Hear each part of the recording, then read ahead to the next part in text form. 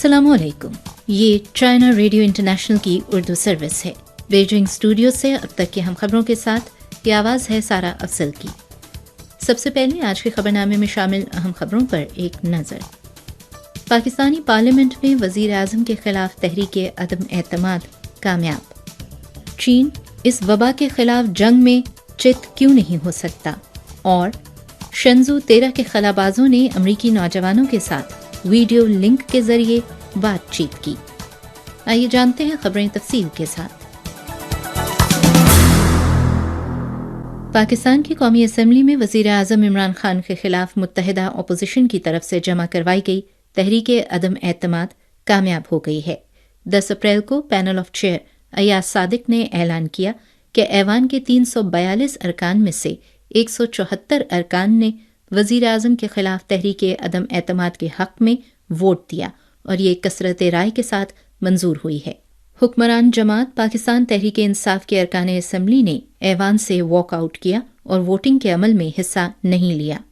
अयाज सादिक ने स्पीकर असद कैसर के मुस्ताफ़ी होने के बाद इजलास की सदारत संभाली थी। आईनी तरीक़ाकार और क़वायद व ज़वाबित के मुताबिक ऐवान की जानिब से अदम एतमाद के नताइज मंजूरी के लिए सदर मुमलिकत को भेजे जाएंगे और इनसे नए वज़ीर आज़म के इंतखाब का अमल शुरू करने की इजाज़त तलब की जाएगी।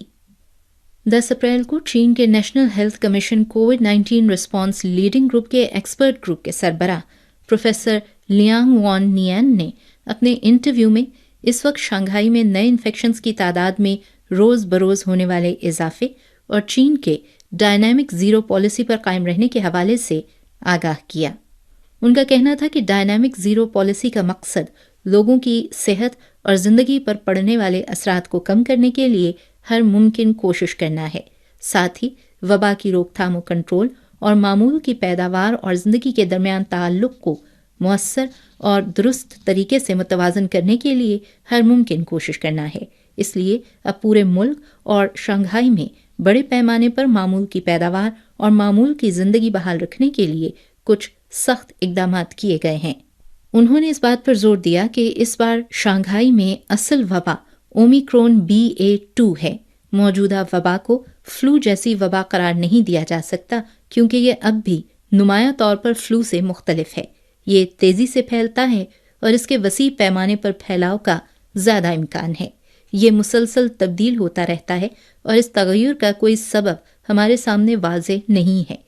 इसलिए अगर इतने बड़े पैमाने पर इतनी तेज़ी से फैलने वाली वबा में आने वाला तगय्युर कोई गलत रुख इख्तियार करता है तो यह हमारी सेहत के लिए और भी ज़्यादा नुकसानदेह होगा।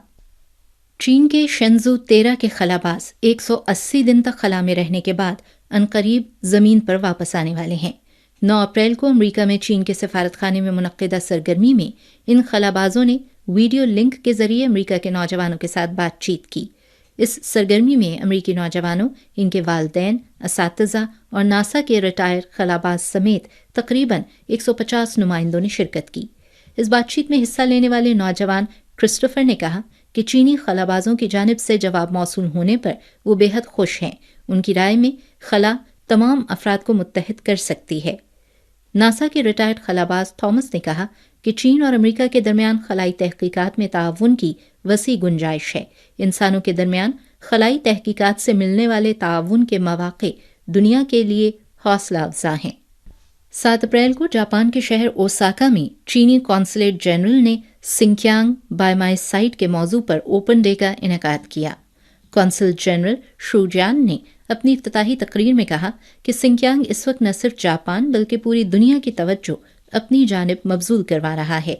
पिछले साल ओसाका में चीनी कॉन्सुलेट जनरल ने वबा के बाद सिंकियांग के दौरे का इनेकाद किया, जिसके बाद ये सरगर्मी इंटरनेट सारिफीन की तवज्जो का मरकज़ बन गई। 1000 से ज़ायद जापानी दोस्तों ने ऑनलाइन साइन अप किया, जिससे लोगों के सिंकियांग की हकीकत को समझने के लिए उनके जोश व जज्बे का एहसास होता है। कोविड-19 की वबा अभी ख़त्म नहीं हुई है, लिहाजा इस वक्त सिंकियांग का दौरा नहीं किया जा सकता है। इस मकसद के लिए चीनी कॉन्सुलेट जनरल ने Sinkiang biomass site open day समेत सिलसिलावार सरगर्मियां तरतीब दी हैं ताकि जापान में हर कोई सिंकियांग को देख सके और इसे समझ सके। انہوں نے اس امید کا اظہار کیا کہ تمام لوگ اس سرگرمی کے ذریعے سنکیانگ کی دلکشی کو مزید بہتر انداز میں دیکھ اور محسوس کر سکیں گے۔ یہ خبریں آپ چائنا ریڈیو انٹرنیشنل کی اردو سروس کے بیجنگ اسٹوڈیوز سے سارا افضل کی آواز میں سن رہے ہیں۔ 9 اپریل کو پہلی چائنا افریقہ سویلائزیشن ڈائیلاگ کانفرنس کا آن لائن اور آف لائن انعقاد ہوا۔ اس کانفرنس کا مقصد نئے دور میں چین افریقہ ہم نسب معاشرے اور بنی نوع انسان کے ہم نسب معاشرے کی تشکیل کو فروغ دینے کے لیے چین اور افریقہ کے درمیان عوامی روابط اور ثقافتی تبادلوں کے ایک نئے پلیٹ فارم کو قائم کرنا ہے۔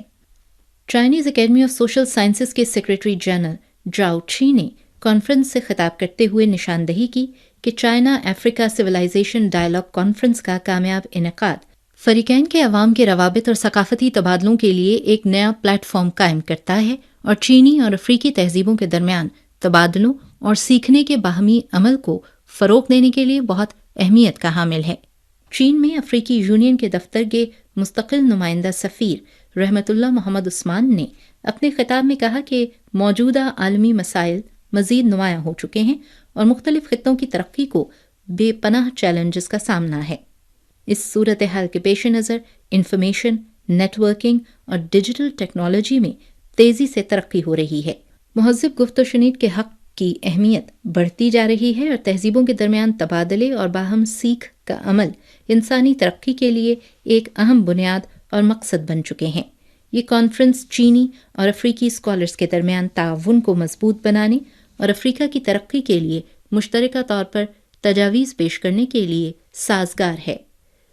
چین اور افریقہ کے ماہرین، اسکالرز، نوجوانوں کے نمائندوں، کاروباری شخصیات اور چین میں افریقی ممالک کے سفارتکاروں سمیت 120 سے زائد افراد نے اجلاس میں شرکت کی۔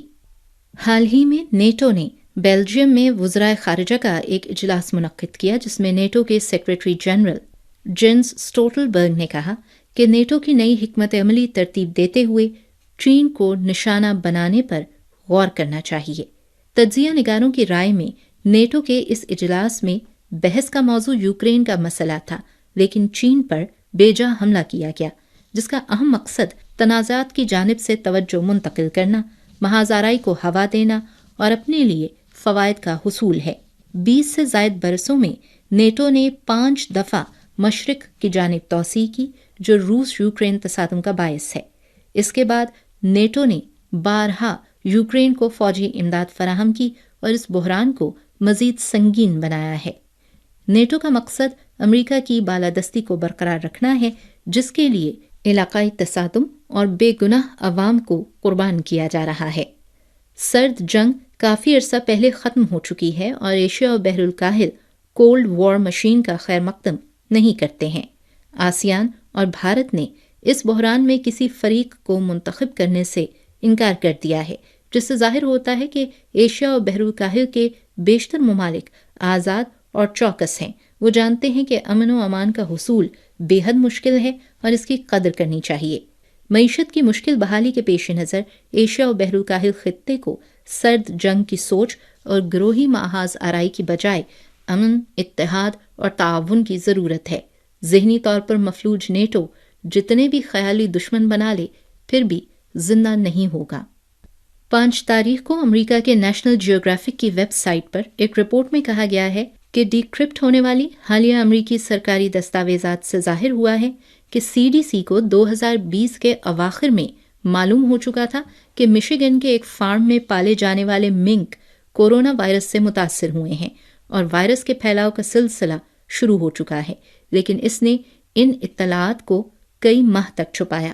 دستاویزات کے مطابق مشیگن کے سرکاری اہلکار نے فارم میں موجود منکس کے کورونا وائرس سے متاثر ہونے کی تصدیق کی، جس کے بعد متعلقہ ادارے نے 8 اکتوبر 2020 کو CDC سے مدد طلب کی۔ CDC نے وائرس کے نمونے جمع کرنے کے بعد مارچ 2021 میں اپنی ویب سائٹ پر اس کے بارے میں اطلاعات کو جاری کیا۔ محققین کا کہنا ہے کہ اس مشتبہ وائرس کے پھیلاؤ سے متعلقہ معلومات عام کرنے میں تاخیر اس وائرس کے انسداد کے لیے کی جانے والی مؤثر نگرانی کی صلاحیت میں رکاوٹ ہو سکتی ہے۔ چائنا ریڈیو انٹرنیشنل کی اردو سروس کے بیجنگ اسٹوڈیوز سے اب تک کی ہم خبریں آپ نے سنی سارا افضل کی آواز میں۔